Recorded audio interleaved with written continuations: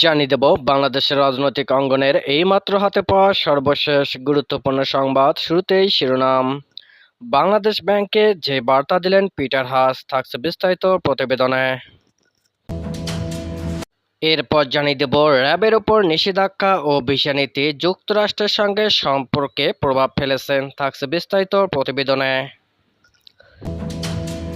এতক্ষণ শিরোনাম শুনছিলেন, এবার বিস্তারিত। মার্কিন রাষ্ট্রদূত পিটার হাস বাংলাদেশ ব্যাংকের গভর্নর আব্দুর রউফ তালুকদারের সঙ্গে বৈঠক করেছেন। এ সময় পিটার হাস বাংলাদেশের সঙ্গে যুক্তরাষ্ট্রের ব্যবসা বাণিজ্য সহ বেশ কিছু বিষয় নিয়ে আলাপ আলোচনা করেছেন। সোমবার 13 মে বেলা 3টার দিকে পিটার হাস কেন্দ্রীয় ব্যাংকের গভর্নর ভবনে প্রবেশ করেন। তাকে স্বাগত জানান বাংলাদেশ ব্যাংকের শীর্ষ কর্মকর্তারা। প্রায় 1 ঘণ্টা গভর্নরের সঙ্গে বৈঠক করেন পিটার হাস। এই সময় বিদায়ী সাক্ষাৎ ছাড়াও আর্থিক খাতের বিভিন্ন বিষয় নিয়ে কথা বলেন তিনি। বৈঠকে কেন্দ্রীয় ব্যাংকের ডেপুটি গভর্নর নুরুন নাহার ও ডক্টর মোহাম্মদ হাবিবুর রহমান উপস্থিত ছিলেন। তবে বৈঠক নিয়ে বাংলাদেশ ব্যাংকের কোনো কর্মকর্তা আনুষ্ঠানিক মন্তব্য করতে রাজি হননি। র্যাপিড অ্যাকশন ব্যাটালিয়নের র্যাবের উপর নিষেধাজ্ঞা ও বাংলাদেশের নাগরিকদের জন্য যুক্তরাষ্ট্রের ঘোষিত ভিসা নীতি ঢাকা ওয়াশিংটনের সম্পর্কে প্রভাব ফেলেছে বলে মনে করেন পররাষ্ট্রমন্ত্রী হাসান মাহমুদ। যুক্তরাষ্ট্রের দক্ষিণ ও মধ্য এশিয়া বিষয়ক সহকারী মার্কিন পররাষ্ট্রমন্ত্রী ডোনাল্ড লুর ঢাকা সফরে র্যাবের নিষেধাজ্ঞা ও ভিসা নীতি তুলে নেওয়ার বিষয়ে আলোচনা করা হবে বলেও জানিয়েছেন তিনি। আজ সোমবার পররাষ্ট্র মন্ত্রণালয়ের সমসাময়িক বিষয়ে সাংবাদিকদের প্রশ্নের উত্তরে তিনি এসব কথা বলেন। দুই দেশের সম্পর্কের অস্বস্তির বিষয়ে জানতে চাইলে আওয়ামী লীগের যুগ্ম সাধারণ সম্পাদক হাসান মাহমুদ বলেন, যুক্তরাষ্ট্রের সঙ্গে আমাদের সম্পর্ক অত্যন্ত চমৎকার। শেখ হাসিনা চতুর্থবারের মতো প্রধানমন্ত্রী নির্বাচিত হওয়ার পর মার্কিন প্রেসিডেন্ট চিঠি লিখে সম্পর্ক এগিয়ে নিয়ে যাওয়া বা নতুন উচ্চতায় নেওয়ার অভিপ্রায় ব্যক্ত করেছেন। মার্কিন প্রশাসন থেকে যারাই বাংলাদেশ সফর করুক না কেন, আমাদের সম্পর্ককে এগিয়ে নিয়ে যাওয়ার লক্ষ্যে আমরা কাজ করব। সেখানে অর্থনৈতিক সম্পর্ক আছে, আমাদের নানা ক্ষেত্রে সহযোগিতা আছে।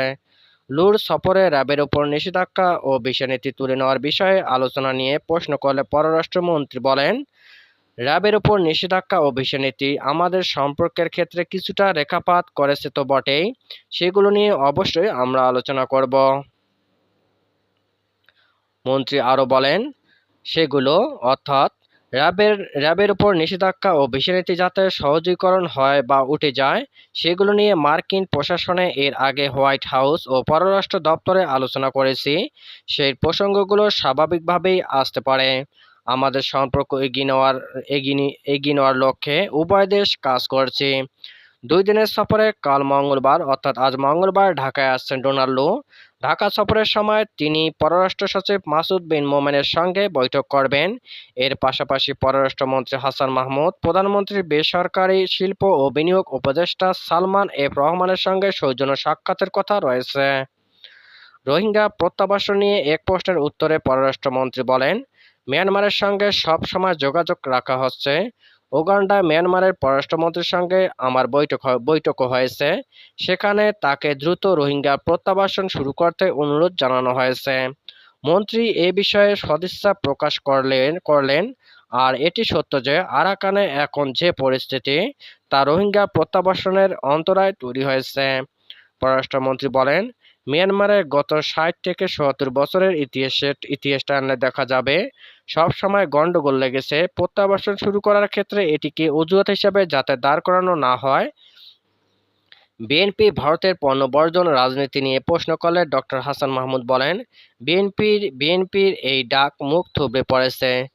যে দেশের সঙ্গে বাংলাদেশের কয়েক হাজার কিলোমিটার সীমান্ত, সেই দেশের সঙ্গে সম্পর্ক ভালো না রেখে আমাদের উন্নয়ন কখনোই সম্ভব নয়। শান্তি ও স্থিতিশীলতা বজায় রাখাও সম্ভব নয়।